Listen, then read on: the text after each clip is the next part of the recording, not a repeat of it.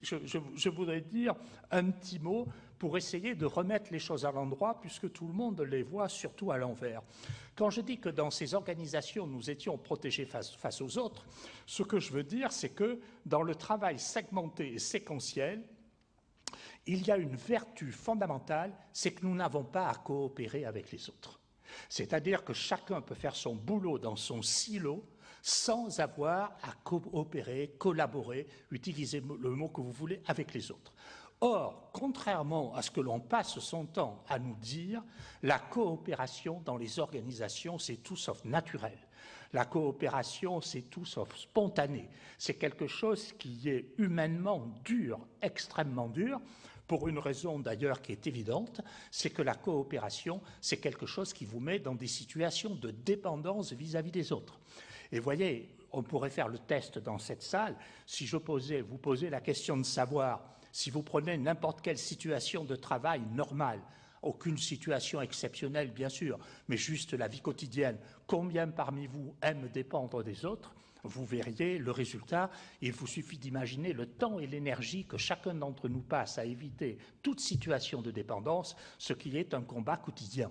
Eh bien, dans le mode de fonctionnement segmenté et séquentiel, vous n'avez pas à coopérer avec les autres. Pour utiliser un mot positif, vous disposez d'une énorme autonomie dans le travail. Simplement, qu'est-ce qui fait qu'on n'a plus pu, à un moment donné, fonctionner dans ce type d'organisation, c'est-à-dire dans ce type de façon de travailler? Car vous voyez bien ce qui s'est bâti autour de ce que je suis en train de décrire. Ce qui s'est bâti, c'est une espèce de deal implicite entre les entreprises et leurs salariés. L'entreprise a dit, n'a jamais dit, mais a fait vis-à-vis de ses salariés, elle a dit implicitement « je te protège ».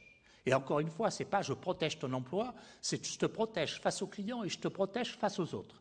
Toi, en contrepartie, tu m'amènes ton dévouement, ta fidélité, ta motivation, ton engagement au travail.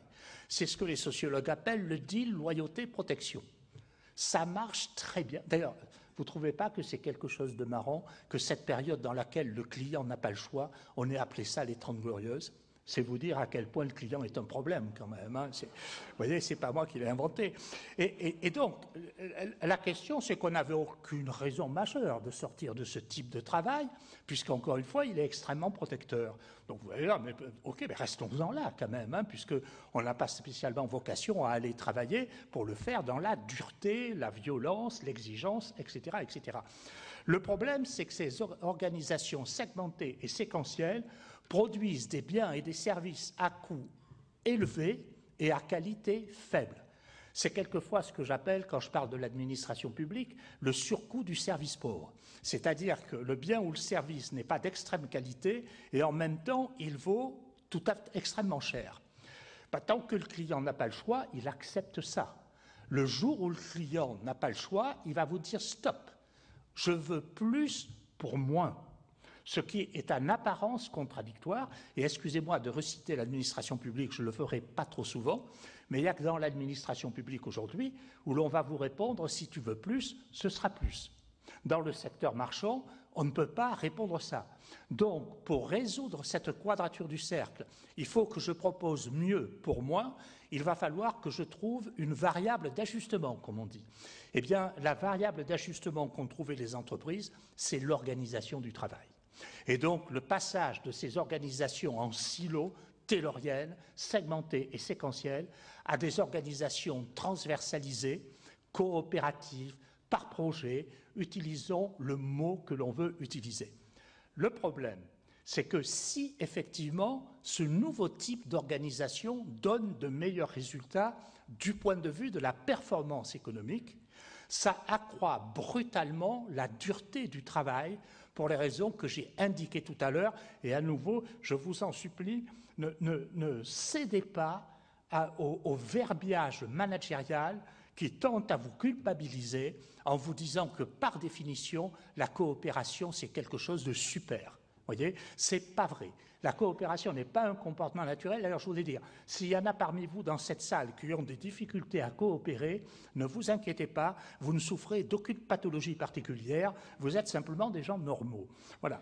Donc, Oui, mais c'est très important parce que ça veut dire que ce passage qui s'est effectué progressivement, et progressivement pourquoi?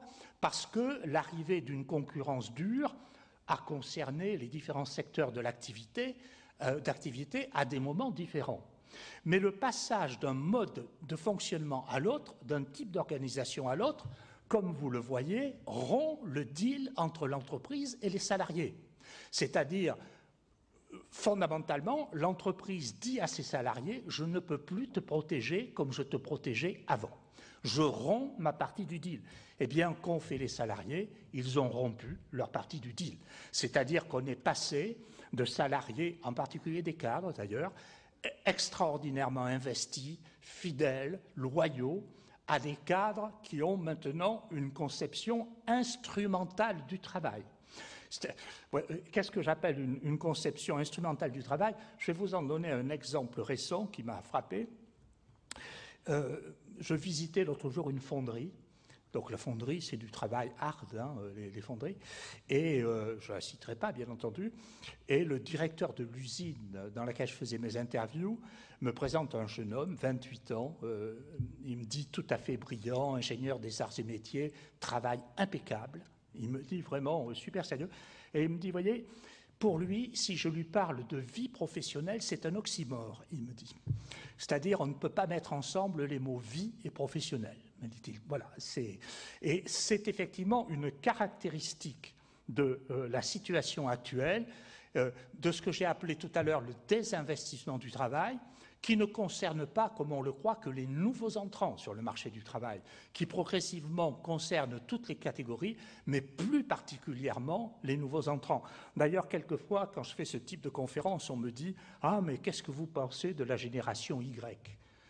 Sous-entendu, la génération Y, alors elle considère le travail d'une façon, ou alors les naïfs me disent « Vous ne trouvez pas que la valeur travail s'est détériorée ?» Non, je trouve que le travail s'est détérioré. Ce qui est tout à fait différent. Et comme le travail s'est détérioré, la valeur qui y est liée s'est détériorée elle aussi. Mais si vous prenez l'exemple de la génération Y, lui demander d'investir dans le travail, c'est assez curieux, parce que cette génération Y, ça fait 25 ans qu'elle voit deux choses. D'abord, elle voit que la normalité de la situation économique, c'est la crise. Quelquefois, on me pose la question, qu'est-ce que vous pensez qu'il va se passer après la crise? Mais je dis laquelle? La crise, on est toujours en crise. Les gens qui sont dans cette salle et qui sont des trentenaires, vous avez connu autre chose que la crise? Vous avez connu la crise. La normalité de l'économie, c'est la crise. Et puis d'autre part, cette fameuse génération Y, elle a eu 25 ans pour voir papa et maman petit à petit souffrir au travail, pour voir si c'est des cadres de la région parisienne, papa et maman divorcés à 60%, rentrer et s'engueuler à cause du travail. Donc cette génération, elle sait parfaitement ce qu'elle a à attendre et pas à attendre du travail. Donc la question qui va se poser, la première partie de la question qui va se poser aux entreprises, c'est comment fait-on pour arriver à faire travailler comme on le souhaite une population dont la stratégie dominante, c'est le retrait du travail. Ça, c'est une vraie question. À cela, c'est ajouté un autre phénomène dont je vais simplement dire quelques mots, parce que ça fait partie des indicibles de la société française, mais que j'ai développé dans l'hostile management, parce que quand les gens lisent le livre, ils ne sont pas directement en face de moi pour m'engueuler. Ce sont tous les phénomènes que l'on trouve dans notre société et que j'appelle les phénomènes de sous-travail. Alors, c'est très difficile, dans une période comme celle-ci, de souffrance au travail, etc., de parler du sous-travail, parce que nous vivons avec l'idée dans la tête que le monde, il est soit blanc, soit noir. Alors, ce n'est pas vrai, il est à la fois blanc et noir. C'est-à-dire que dans nos organisations, nous avons à la fois des poches de surtravail, mais nous avons aussi beaucoup de poches de sous-travail. Alors, qu'est-ce que j'appelle le sous-travail sur lequel il n'existe aucune statistique? Globalement, ce que moi j'appelle le sous-travail, c'est quand le temps effectif de travail descend en dessous de 60% du temps théorique de travail. Par exemple, vous voyez, si vous prenez des travailleurs postés à 7h32, parce que globalement dans l'industrie, un poste en 3/8, c'est 7h32, vous ne pouvez pas espérer que quelqu'un va travailler 7h32, il y a les pauses, il y a les repas, etc. Mais dès lors que le travail tombe en dessous de 5h, 4h, vous êtes en situation de sous-travail. Le sous-travail a caractérisé non pas le secteur public, comme on le croit, ou comme on le disait avant les chansonniers, non pas ça, mais il a caractérisé toutes les entreprises dans toute la période dans laquelle, pour elles, la productivité du travail n'était pas le problème majeur. J'ai utilisé dans l'hostile management une expression qui est « on a laissé filer le travail ». C'est-à-dire, tant que la productivité n'était pas essentielle, on a préféré s'acheter de la paix sociale en laissant filer le travail. D'ailleurs, vous avez un bon indicateur de sous-travail. Vous voyez, puisque les entreprises le mesurent, le sous-travail, mais ne le communiquent jamais. L'indicateur, le seul que j'ai trouvé, qui est un peu approximatif, mais qui est intéressant, c'est la proportion d'intérimaires. C'est-à-dire, plus il y a d'intérimaires dans une organisation et plus il y a de sous-travail dans cette organisation. Non pas que ce soit les intérimaires qui sont en situation de sous-travail, c'est l'inverse.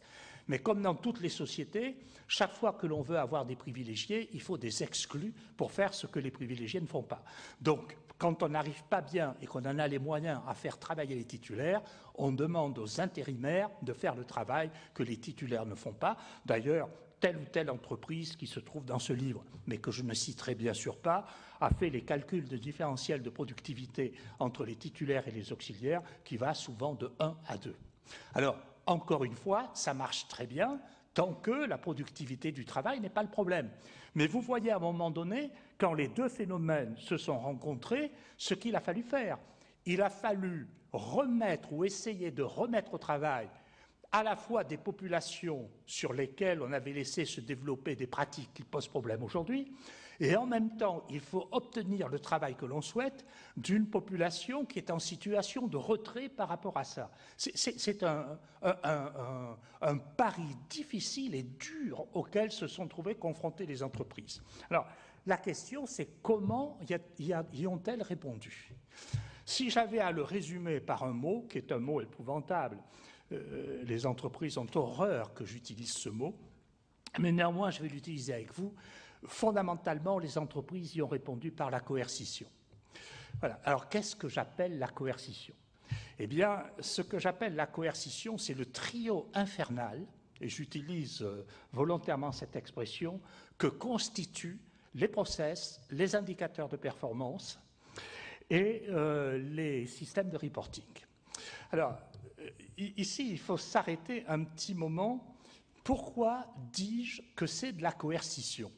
Eh bien, parce que ce soit les process, les indicateurs de performance ou les systèmes de reporting, ils n'ont qu'un objectif, c'est d'enserrer le travail humain dans une série de techniques, on va dire ça comme ça, qui devraient permettre normalement d'en assurer le contrôle. Et le résultat que cela produit, c'est le résultat inverse. Ça produit la perte de contrôle. Alors, essayons de nous expliquer un petit peu là-dessus. Je ne suis pas en train de vous dire, à nouveau, il faut essayer d'éviter le blanc et le noir, je ne suis pas en train de vous dire qu'une organisation peut fonctionner sans règles, sans process, sans procédure. Je vous rassure, il en faudra toujours. Du moins, je rassure ceux parmi vous qui en émettent, il en faudra toujours. Le problème, c'est, si on veut le formuler de façon soft, on va dire que c'est le problème du curseur, c'est-à-dire où va-t-on arrêter le curseur? Si on le formule de façon hard, on va dire que personne n'a réussi à arrêter le curseur. Et pourquoi personne n'est arrivé à arrêter le curseur? C'est que tout simplement, tous ces process, ces indicateurs, ces systèmes de reporting sont émis par des parties différentes de l'organisation. Et aucun ne sait ce que les autres ont émis. Sauf que tout ça arrive en entonnoir sur les salariés eux-mêmes. Et ça donne des univers ingérables. D'ailleurs, je me plais toujours à répéter une chose que tout le monde comprend, que tout le monde sait, et dont personne ne tire jamais la moindre conséquence. Je voudrais donc rappeler ici qu'en français, la grève du zèle, ce qu'on appelle la grève du zèle, c'est le fait de gens qui cherchent simplement à appliquer toutes les règles qu'ils sont censés appliquer. Ça s'appelle la grève du zèle. Ce qui veut dire que quand on émet beaucoup de règles, on ne les émet pas pour résoudre des problèmes. Au contraire, on croise les doigts en espérant que les gens seront assez intelligents pour ne pas les appliquer, puisque dès lors qu'ils les appliquent, ça s'appelle la grève du zèle. Mais ça veut dire que la plupart de ces choses qui sont émises ne sont pas émises pour résoudre des problèmes, elles sont émises pour couvrir ceux qui les émettent.